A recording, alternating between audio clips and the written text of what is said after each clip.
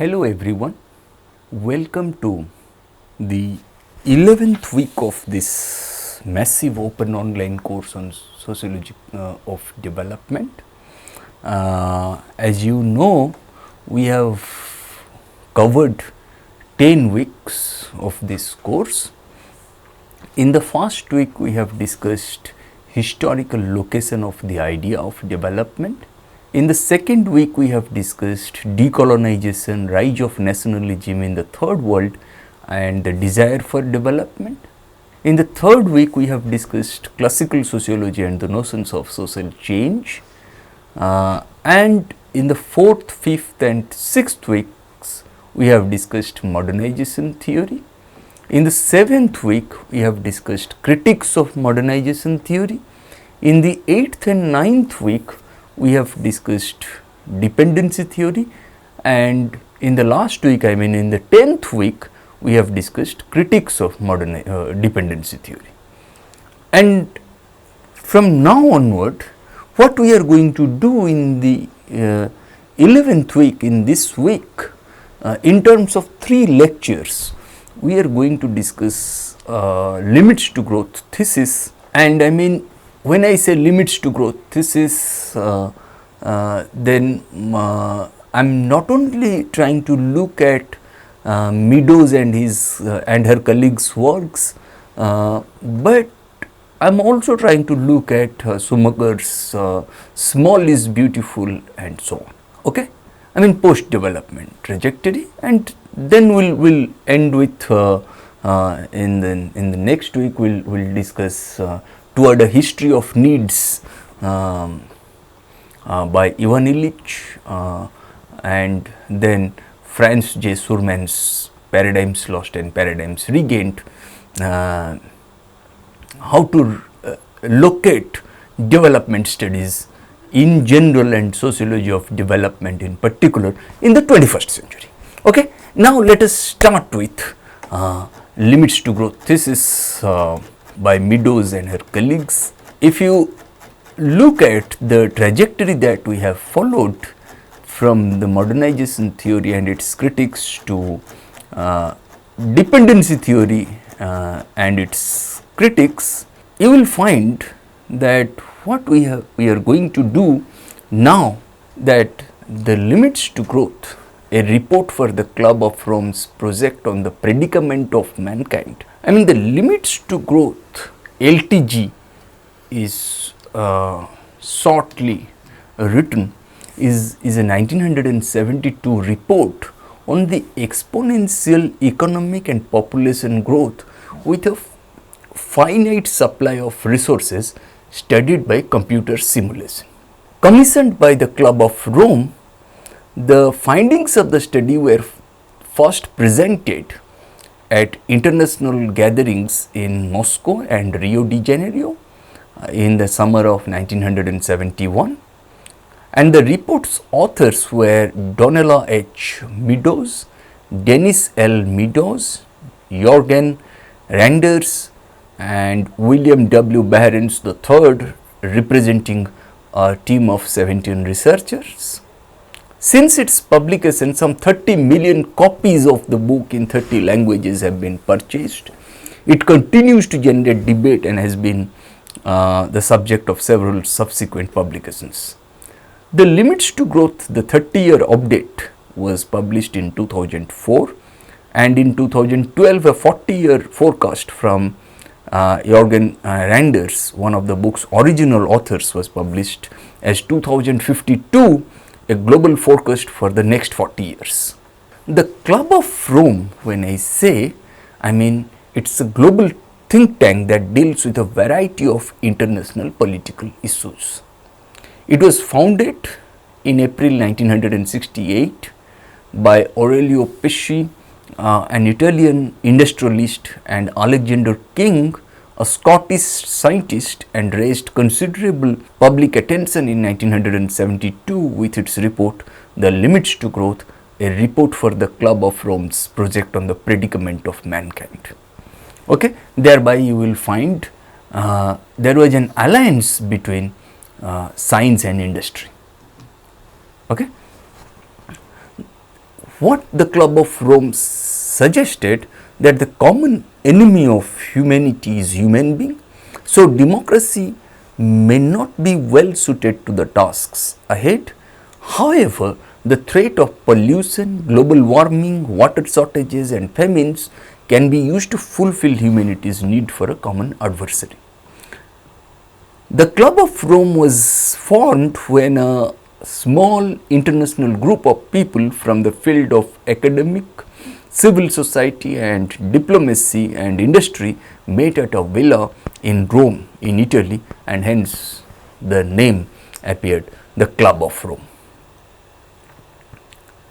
I mean, Hassan Özbekhan, Eric Jantz and Alexander Christakis were responsible for conceptualizing the original prospects of the Club of Rome, titled The Predicament of Mankind. What is that, the predicament of mankind?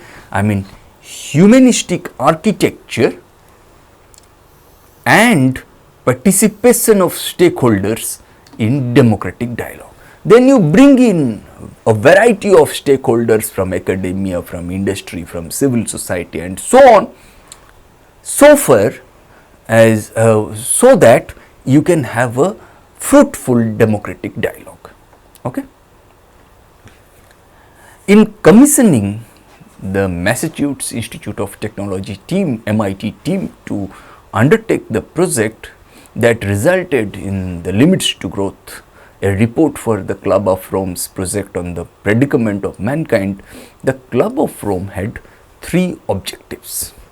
One, to gain insights into the limits of our world system and the constraints that it puts on human numbers and activity. Secondly, to identify and study the dominant elements and their interactions that influence the long-term behavior of world systems. And thirdly, to warn of the likely outcome of contemporary economic and industrial policies with a view to influencing changes to a sustainable lifestyle. The methodology that the authors of the LTG, I mean the Limits to Growth thesis, adopted, that the World 3 model, I mean all, first world, second world, third world, all, the World 3 model to simulate the consequence of interactions between the earth and human systems. The model was based on the work of J. Wright Forrester of MIT, as described in his book World Dynamics in 1971. That simulation, when I say, I mean the models were run on Dynamo, simulation programming language. LTG, the Limits to Growth thesis, echoes some of the concerns and predictions of Malthus in his book, an essay on the principle of population in 1798, where Malthus argued that our resources increase in an arithmetic progression, whereas our population increases at a geometric progression. Okay, that's why we must use our resources in a more sustainable manner. What the authors of the Limits to Growth thesis argue, that perhaps the world economic as well as world population growth, I mean world economic growth on the one hand and world population growth on the other, if you look at this, then perhaps the list of necessary ingredients is long, but it can be divided roughly into two main categories. The first category, if you look at the first category, includes the physical necessities. Okay, and the second category includes the social necessities, physical necessities and social necessities. When I say physical necessities, that support all physiological and industrial activity, I mean food, raw materials, fossil and nuclear fuels, and the ecological systems of the planet which absorb wastes and recycle important basic chemical substances. And these ingredients are in principle tangible, countable items such as arable land, fresh water, metals, forests, the oceans and so on. Okay? And that's how an assessment must be made of the world's stocks of these physical resources, since they are the ultimate determinants of the limits to growth on this earth, on this planet. And the second category of necessary ingredients for growth consists of the social necessities. I mean, even if the earth's physical systems are capable of supporting a much larger, more economically developed population, the actual growth of the economy and of the population will depend on such factors as peace and social stability, education and employment, and steady technological progress. And these factors are much more difficult to assess, to predict. That's why if you want to predict social necessities, it's much more difficult to assess as compared to physical necessities. Okay?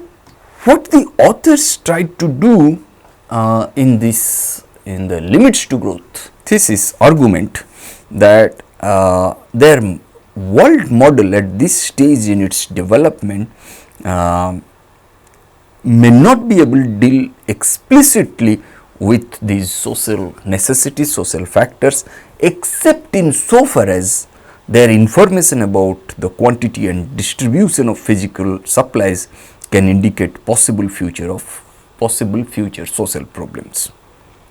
That's why food resources and a healthy environment are necessary, but not sufficient conditions for growth. Even if they are abundant, growth may be stopped by social problems. Let us assume for the moment, however, that the best possible social conditions would prevail. How much growth will the physical system then support? The answer that they obtained would give us some estimate of the upper limits to population and capital growth, but no guarantee that growth will actually proceed that far. Okay. In this context, it's extremely important to understand how they went ahead with this.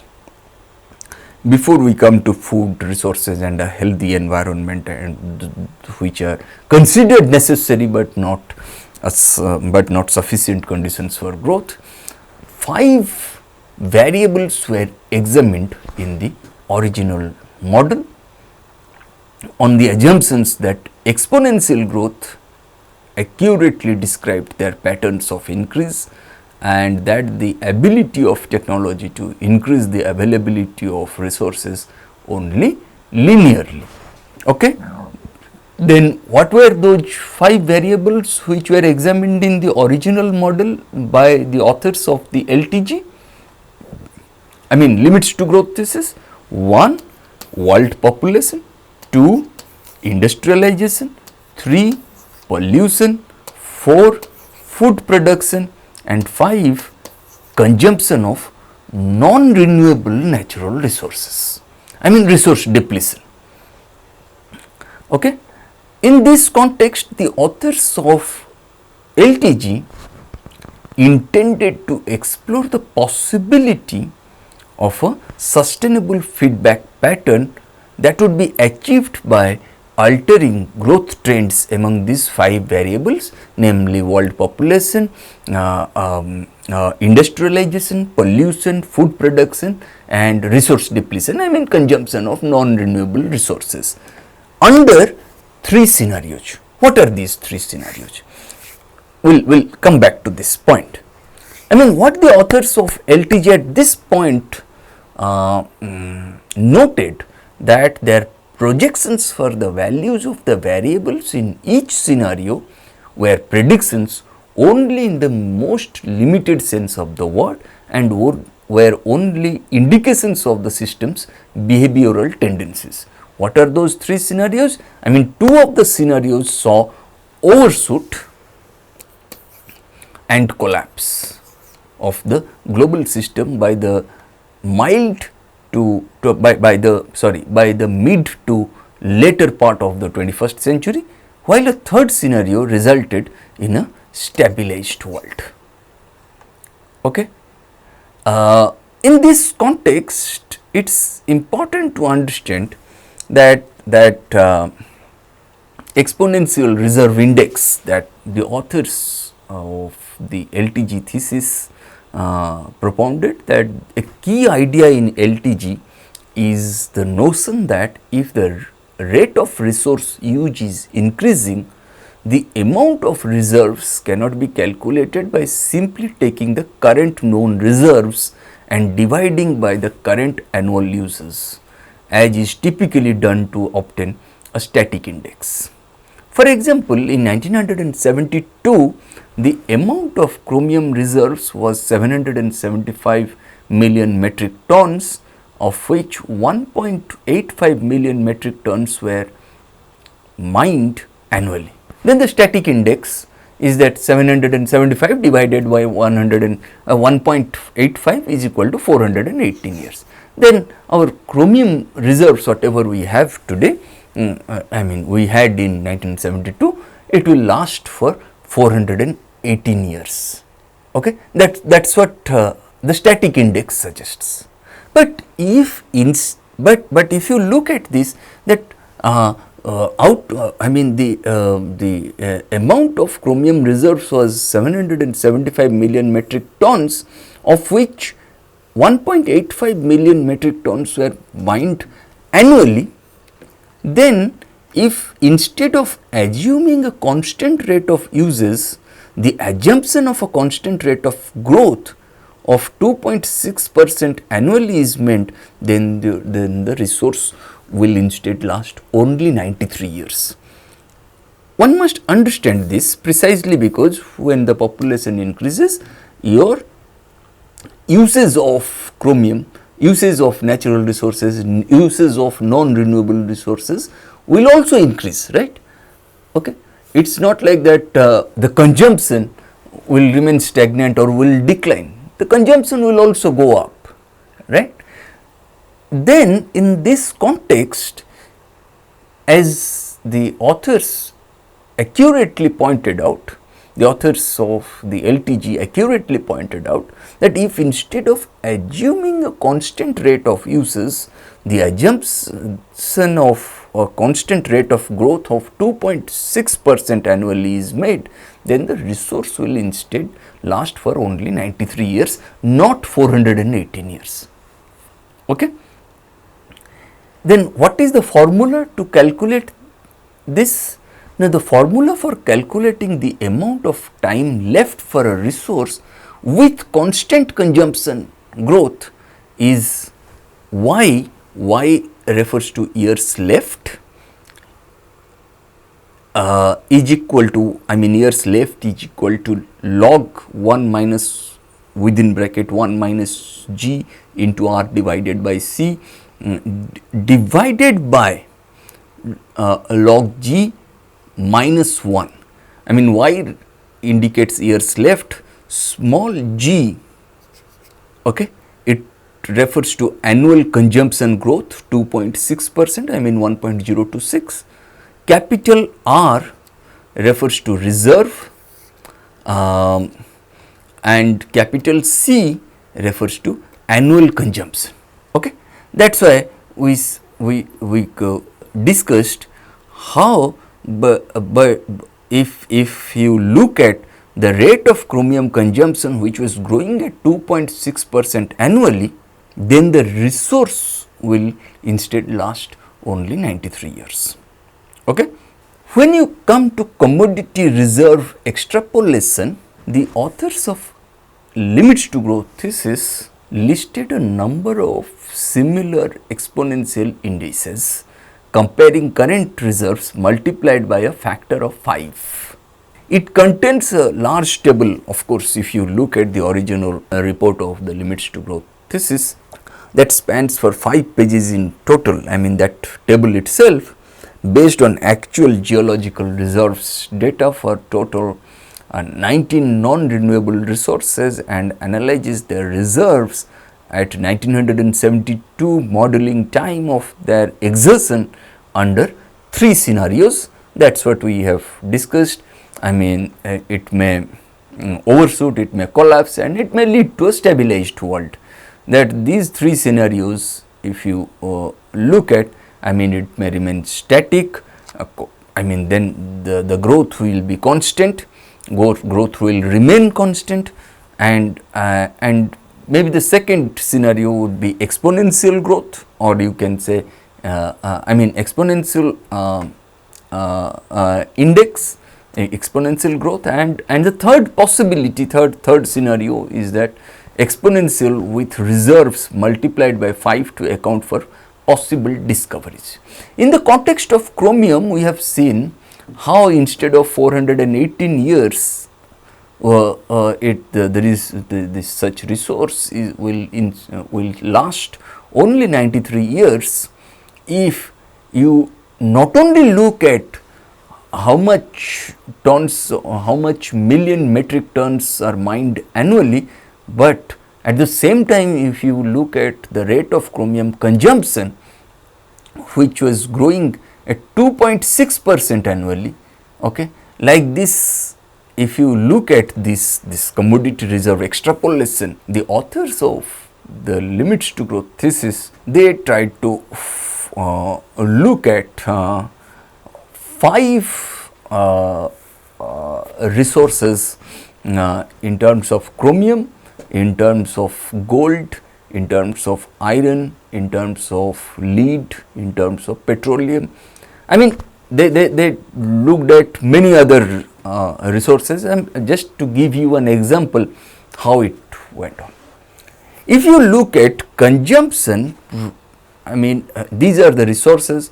If you look at the consumption, I mean projected average annual growth rate. In the context of chromium, we saw 2.6%, in the context of gold it is 4.1%, in the context of iron it is 1.8%, lead 2% and petroleum 3.9%. If you look at the static index only, it will last for approximately 418 years, I mean 420 years. Chromium, for gold it is 11 years, iron it is 240 years, lead it is 26 years, and petroleum it is 31 years. Okay. If you look at exponential index, then it will lead, chromium would last for, I mean if you follow this formula, then you will find that chromium would last for 93 years, I mean closely 95 years, gold 9 years, iron 93 years, lead 21 years, and petroleum 20 years.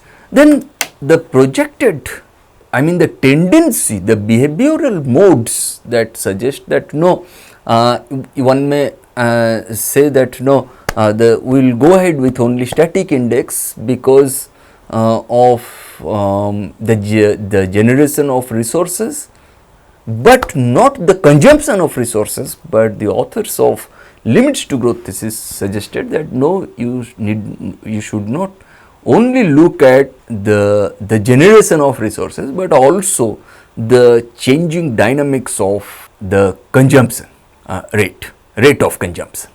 Okay, that's how exponential index assumes greater significance in the context of limits to growth. Okay. Then 5 times reserves exponential index, then if we say that no, mankind also knows how to generate more resources to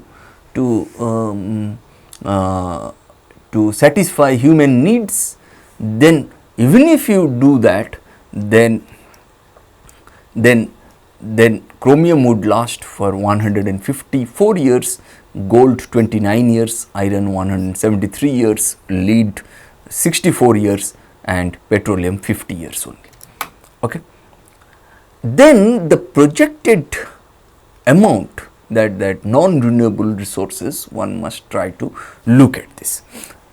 The only problem, I mean why both these indices, both static index as well as exponential index, are flawed ones precisely because the static reserve numbers assumes that the usage is constant, and the exponential reserve assumes that the growth rate is constant. I mean, both are flawed ones.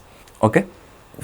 When I say commodity reserve extrapolation, it contains a detailed computer model of chromium availability with current, I mean as of 1972, and double the known reserves as well as numerous statements on the current increasing price trends for discussed metals, including, I mean, chromium, gold, iron, lead and petroleum.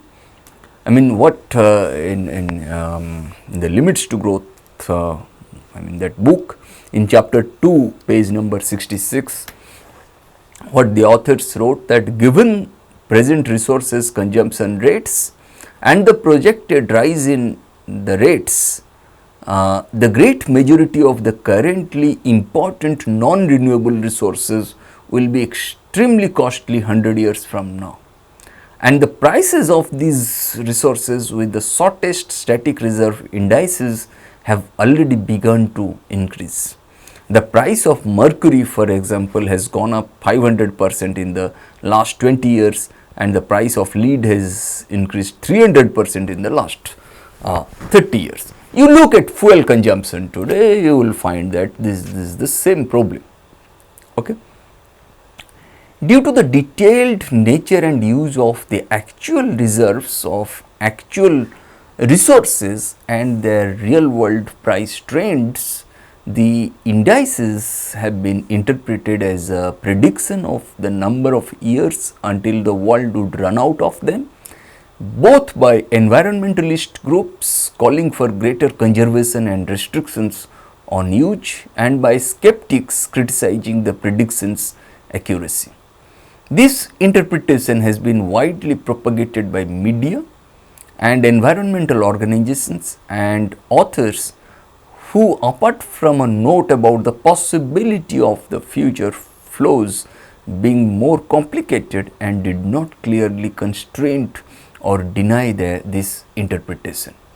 While environmental organizations used it to support their arguments, a number of economists used it to criticize the limits to growth thesis as a whole shortly after its publication in the 1970s. For example, Peter Passel, Mark Roberts and Leonard Ross, with similar criticism reoccurring from Ronald Belli, George Goodman and others in 1990s.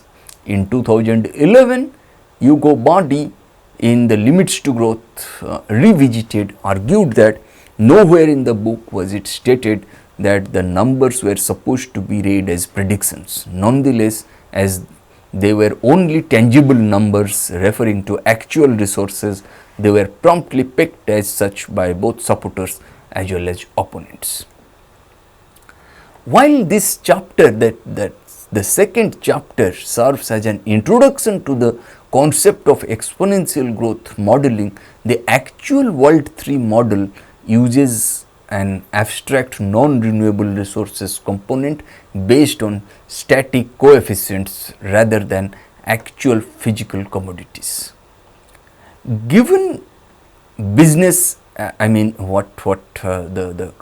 before getting into the food resources and a healthy environment, what very broadly what LTG concluded, that given business as usual, that is, no changes to historical growth trends, the limits to growth on earth would become evident by 2072, leading to sudden and uncontrollable decline in both population and industrial capacity. How? I mean, this includes: 1. Global industrial per capita reaches a peak around 2008, followed by a rapid decline. Secondly, global food per capita reaches a peak around 2020, followed by a rapid decline. 3. Global services per capita reaches a peak around 2020, followed by a rapid decline. And 4. Global population reaches a peak in 2030, followed by a rapid decline. And then growth trends existing in 1972 could be altered so that sustainable ecological and economic stability could be achieved.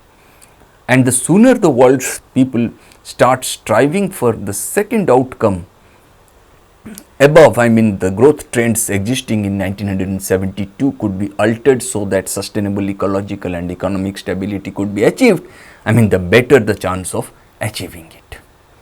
Okay. The most recent updated version was published on the 1st of June 2004 by Chelsea Publishing Company and Earthscan under the name Limits to Growth, the 30-year update. Donella Meadows, Jorgen Randers and Dennis Meadows have updated and expanded the original version. They had previously published Beyond the Limits in 1993 as a 20-year update on the original material. In 2008, Graham Turner at the Commonwealth Scientific and Industrial Research Organization in Australia published a paper called A Comparison of the Limits to Growth with 30 Years of Reality.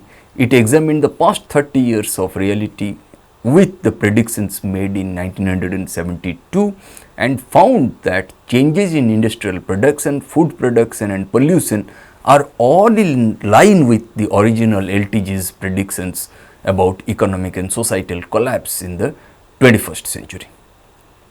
The purpose is not to make specific predictions but to explore how exponential growth interacts with finite resources, because the size of resources is not known, only the general behavior can be explored. I mean the purpose of the world model. The authors of LTG were interested in the broad behavior modes of the population capital system. What do we mean by behavior modes? The behavior modes refer to the tendencies of the variables in the system, maybe population, maybe pollution, maybe industrialization, maybe food production, maybe resource depletion, to change as time progresses. A variable may increase, may decrease, may remain constant, may oscillate or combine several of these characteristic modes.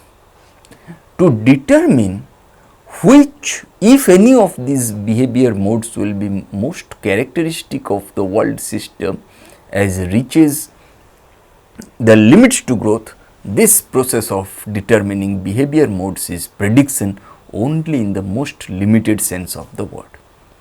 Values for world population, capital and other variables on a time scale that begins in 1900 and continues until 2100. These are not exact predictions about the values of the variables at any particular year in the future, they are only indications of the system's behavioral tendencies only. Okay? Then in this context, it is extremely important to look at food, resources and a healthy environment, which are necessary but not sufficient conditions for growth. Even if they are abundant, I mean food, resources and a healthy environment may be available in abundance, growth may be stopped by social problems, social necessities. That is what we have discussed a while ago, that physical necessities and social necessities. Let us assume for the moment, however, that the best possible social conditions would prevail, but how much growth will the physical system then support?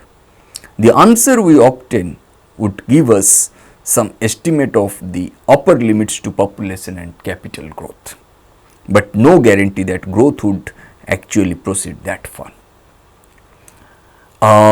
No one knows how many of the world's people are adequately nourished today. Okay? If you look at food production, but there is general agreement that the number is large, perhaps 50 to 60% of the population of the less industrialized countries, which means 1/3 of the population of the world. Estimates, if you look at the protein and calorie intake, estimates by the United Nations Food and Agriculture Organization indicate that in most of the developing countries, basic caloric requirements and particularly protein requirements are not being supplied, and India is no exception to this.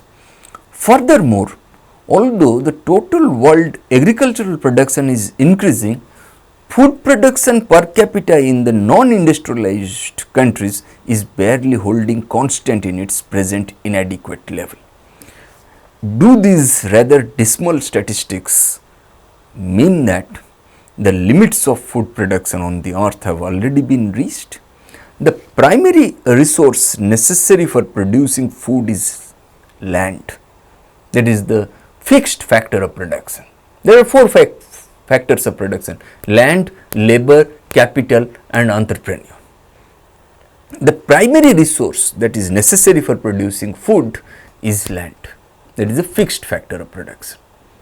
Okay, labor is required, capital is required, entrepreneur is required, but these three are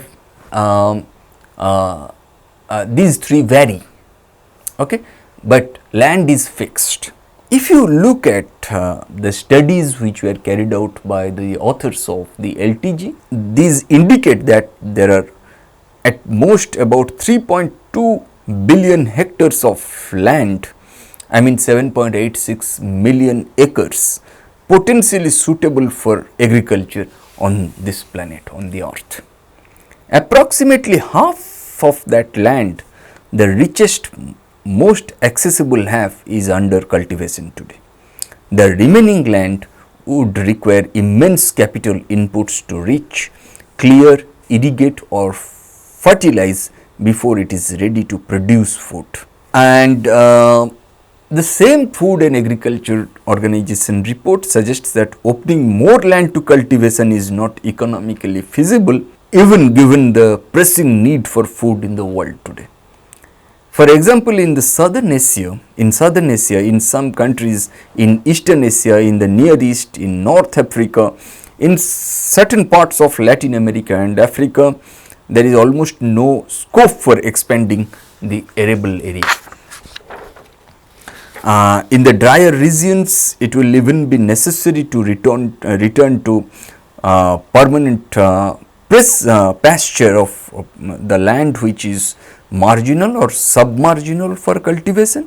In most of Latin America and Africa, south of the Sahara, there are still considerable possibilities for expanding cultivated area, but the costs of development are high and it will be often more economical to intensify utilization of the areas already settled. If the world's people decide to pay the high capital costs to cultivate all possible arable land and to produce as much food as possible, how many people could theoretically be fed? If you look at the arable land, I mean total world supply of arable land is, as I said, around 3.2 billion hectares, and about 0.4% per person of arable land are needed at present productivity. That's why the land needed thus reflects the population growth. If you look at the limits to growth thesis, you will find that it is, I mean, land loss through erosion is also significant. Okay, land loss through industrialization also is significant. Okay, it must illustrate some very important general facts about exponential growth within a limited space. First, it must show how one can move within a very few years from a situation of great abundance to one of great scarcity. There has been an overwhelming excess of potentially arable land for all of history, and now within 30-40 years or 50 years, or about one population doubling time, there may be a sudden and serious shortage. A second lesson to be learned from this is that precise numerical assumptions about the limits of the earth are unimportant when viewed against the inexorable progress of exponential growth. We might assume, for example, that no arable land is taken for cities, roads, or other non-agricultural uses. In that case, the land available is constant. The point at which the land availability of land on the one hand and population growth on the other, if you find that the point that we can suppose that it is possible to double or even quadruple the productivity of land through advances in agricultural technology and investments in capital such as tractors, fertilizers, irrigation systems, and so on. The effects of two different assumptions about increased productivity, one can look at the productivity if you look at for example green revolution and then gene revolution. Obviously productivity increased in the context of green revolution, but it also brought in certain regional imbalance between agriculturally developed regions on the one hand and agriculturally underdeveloped regions on the other hand, and you will find that the green revolution also reached a plateau in the late 1970s and early 1980s, that we had to make a transition from the green revolution to the genetic revolution, gene revolution. Okay, in the green revolution what we generally found that the transfer of genes within the species, and in the gene revolution the transfer of genes across the species. Okay, and in the context of genetic manipulation of plants, what we have seen that when the state was the sole sponsor of scientific research, the state was the owner of seeds, hybrid seeds promulgated by the green revolution. Now the multinational corporations have become the owners of such genetic revolution, where we understand life, we understand plants at a molecular level, at the level of genes. Okay, and such transition from green revolution to gene revolution has significant implications for the questions of ownership over seed, control over seed. Now the farming community doesn't have the ownership over their seeds, which they have been using, exchanging for generations, across generations. Now the MNCs, multinational corporations, they have taken over. Okay, if you look at these changes, that the society will not be suddenly surprised by such crisis point, because we have made this transition. You look at BT cotton, BT brinjal, proprietary non-food crop controversy, BT cotton, proprietary food crop controversy, BT brinjal, Bacillus thuringiensis cotton, Bacillus thuringiensis brinjal, and so on. That such, when we enter the crisis point, that perhaps the society will not be very surprised, at which the amount of land needed becomes greater than available. Symptoms of the crisis would begin to appear long before the crisis point is reached, and food prices would have risen to so high that some people are starving now. Others are forced to decrease the effective amount of land they use and shift to lower quality diets. These symptoms are already apparent in many parts of the world, including India. Although only half of the land is now under cultivation, perhaps you will what we are witnessing, that death related to poverty, starvation, malnutrition each year, which can be attributed directly or indirectly to the public policies of the state. And there is no question that many of these deaths are due to the world's social limitations rather than its physical ones. Yet there is a clear link between these two kinds of limitations in the food producing system. If good fertile land were still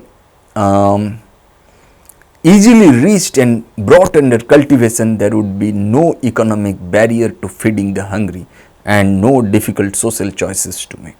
The best half of the world's potentially arable land is already cultivated. However, and opening new land is already so costly that society has judged it uneconomic, and this is a social problem exacerbated by a physical limitation. Even if society decides to pay the necessary costs to gain new land or to increase productivity of the land already cultivated, then it shows how quickly rising population would bring about another crisis point, and each successive crisis point would cost more to overcome. Each doubling of yield from the land would be more expensive than the last one, and we might call this phenomenon the law of increasing costs. The best and most sobering example of that law comes from an assessment of the cost of past agricultural gains. How many people can be fed on this earth? There is of course no simple answer to this question that the authors of the LTG felt. The answer depends on the choices that the society makes amongst various available alternatives. There is a direct trade-off between producing more food and producing other goods and services needed or desired by mankind. The demand for these other goods and services is also increasing as population grows, and therefore the trade-off becomes continuously more apparent and more difficult to resolve. Even if the choice were consistently to produce food as the first priority, nevertheless continued population growth and the law of increasing costs could rapidly drive the system to the point where all available resources were devoted to producing food, leaving no further possibility of expansion. Then what is important, that what we have discussed so far as food production is concerned, for example, that this is only one possible limit of food production, may be arable land. There are other possible limits, but space, I mean, if you look at this, there are many other possible points. I can tell you that look at the public policy which perhaps doesn't help the hungry, help the poor. I mean, public policies do not help us take a tour out of poverty, take a journey towards no death due to starvation, no death due to malnutrition, no death due to hunger, and so on. I think we must understand the nature of the state within the matrix of a class divided society on the basis of the kind of divisions that we tend to witness on the basis of caste, on the basis of class, on the basis of gender, on the basis of ethnicity, on the questions of citizenship, on the question of nationality, and so on. Okay. The another limit may be the availability of water and so on. If you for example, if you look at the non-renewable resources, I mean consumption of non-renewable natural resources, I mean how resources get depleted and so on, Even taking into account such economic factors as increased prices with decreasing availability, it would appear at present that the quantities of platinum, gold, zinc and lead are not sufficient to meet demands. At the present rate of expansion, silver, tin, uranium may be in short supply even at higher prices by the turn of in the 21st century. Maybe what the authors of LTG thought that maybe by the year 2050 several more minerals may be exhausted if the current rate of consumption continues. Despite spectacular recent discoveries, there are only a limited number of places left to search for most minerals. Geologists disagree about the prospects for finding large new rich ore deposits. Reliance on such discoveries would seem unwise in the long term. That is what the authors of LTG suggest. If you look at the non-renewable natural resources, and the authors of LTG, they looked at aluminium, chromium, coal, cobalt, copper, gold, iron, lead, manganese, mercury and so on in different countries, in different continents, okay, petroleum and so on, silver, gold and so on in different countries. Okay, that is extremely important to understand the world's known reserves. That is what we discussed, how the world's known reserves, maybe chromium for example, that is what we discussed, how the amount of chromium reserves was 775 million metric tons in 1972, of which 1.85 million metric tons were mined annually. And if the at the current rate of use, the known reserves would last about 420 years. The actual world consumption of chromium is increasing, however, at the rate of 2.6% annually. And if you look at this, if it continues, then perhaps chromium would deplete the resource stock not in 420 years, but in just 95 years. If we suppose that reserves yet undiscovered could increase present known reserves by a factor of 5, that is what we have discussed, then this 5-fold increase would extend the lifeline of the reserves only from 95 to 154 years. Even if it were possible from 1970 onward to recycle 100% of the chromium so that none of the initial reserves were lost, the demand would exceed the supply in 235 years. Okay? That is why we might define a new index, that is exponential reserve index, which gives the probable lifetime of each resource, assuming that the current growth rate in consumption would continue. Okay?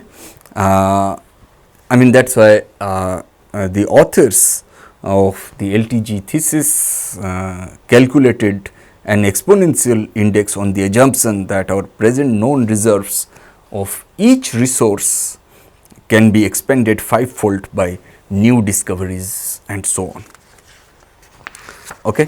Of course, the actual non-renewable resource availability in the next few decades would be determined by factors much more complicated than can be expressed by either the simple static reserve index or the exponential reserve index, and this problem with a detailed model that takes into account the many interrelationships among such factors as varying grades of ore, production costs, capital costs, new mining technology, the elasticity of consumer demand and substitution of other resources.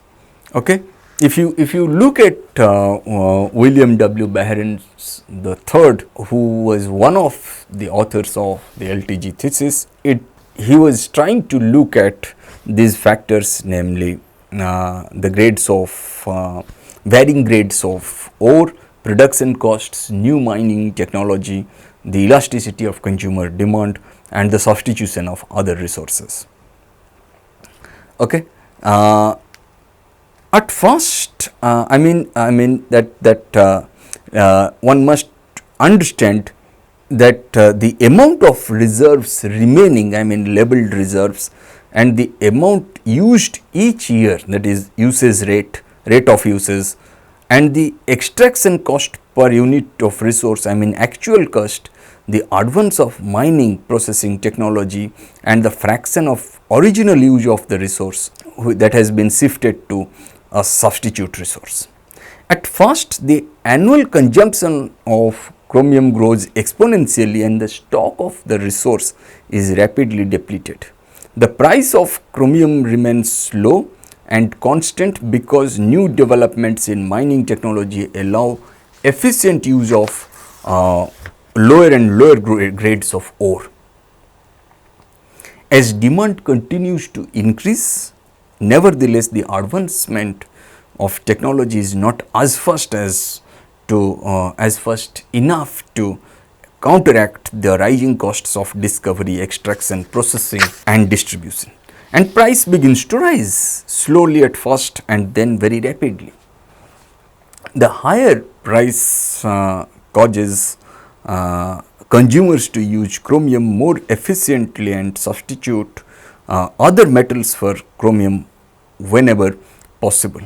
Perhaps you will what the authors of the LTG thesis claim that perhaps after 125 years the remaining chromium, about 5% of the original supply, is available only at prohibitively high cost, and mining of new supplies has fallen especially to zero.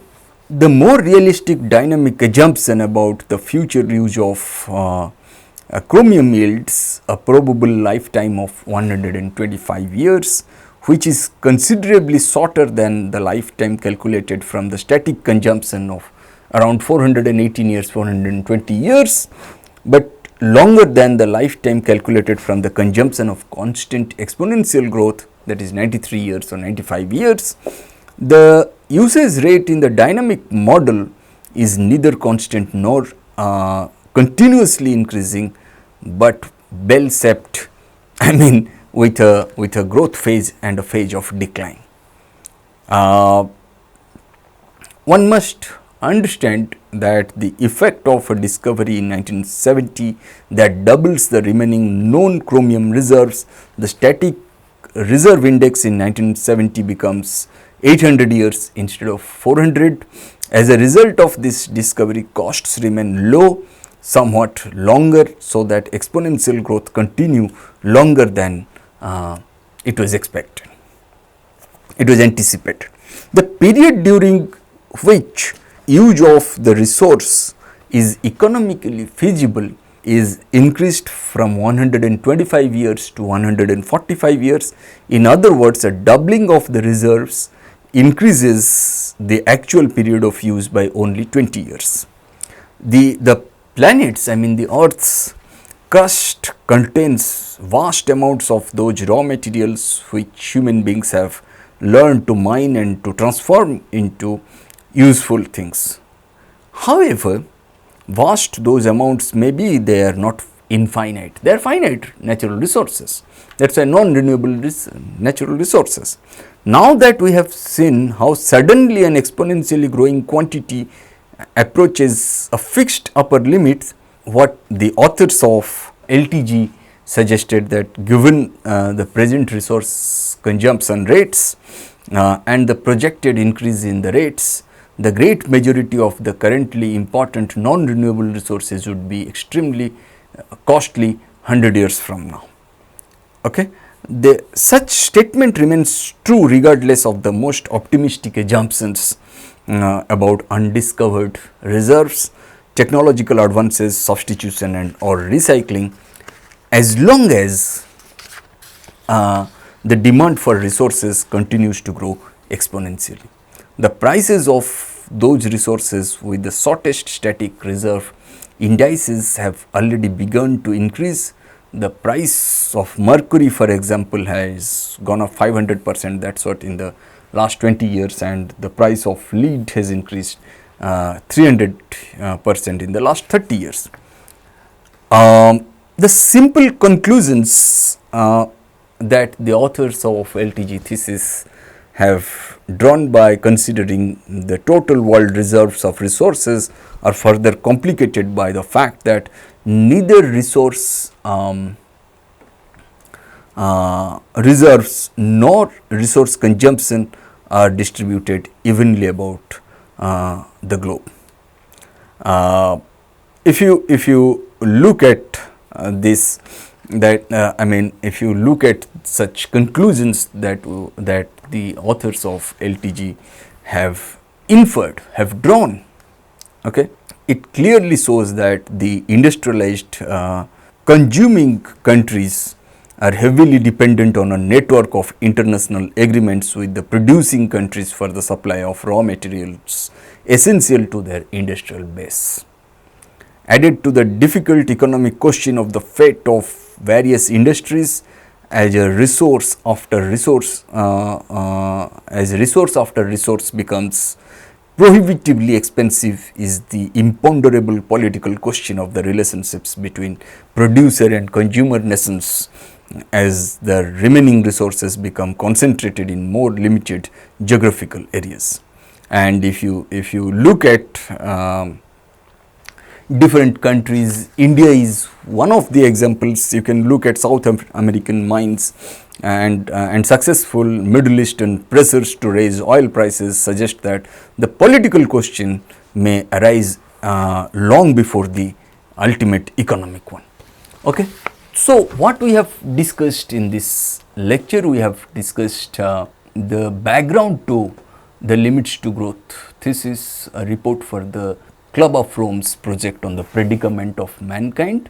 The Club of Rome, I mean the predicament of mankind, I mean humanistic architecture and participation of stakeholders in democratic dialogue. And then we have discussed what kind of methodology that the authors of the LTG thesis adopted, and what is the distinction between physical necessities and social necessities. Okay. Then how 5 variables, namely world population, industrialization, pollution, food production and consumption of non-renewable natural resources, I mean resource depletion, were examined in the original model of the LTG on the assumptions that exponential growth accurately described their patterns of increase, and that the ability of technology to increase the availability of resources only linearly. And there were 3 scenarios, I mean overshoot, collapse and it may lead to a stabilized world. And we have discussed exponential reserve index through this formula and commodity reserve extrapolation through different resources, maybe chromium, gold, iron, lead, petroleum and so on. But please remember one thing, that the static reserve numbers assume that the usage is constant, and the exponential reserve assumes that the growth rate is constant. Both are flawed ones. Okay. And then we have discussed how the chapter 2 of LTG suggests that given present resource consumption rates and the projected increase in the rates, the great majority of the currently important non-renewable resources will be extremely costly 100 years from now. And we can see now how the prices of gold, prices of non-renewable natural resources are increasing by leaps and bounds. And that is how we have come to this point of the limits to growth with global industrial per capita, global food per capita, global services per capita, global population and so on, population capital ratio. And what we will do in the next lecture, we'll complete this portion of the limits to growth thesis, and then we'll move on to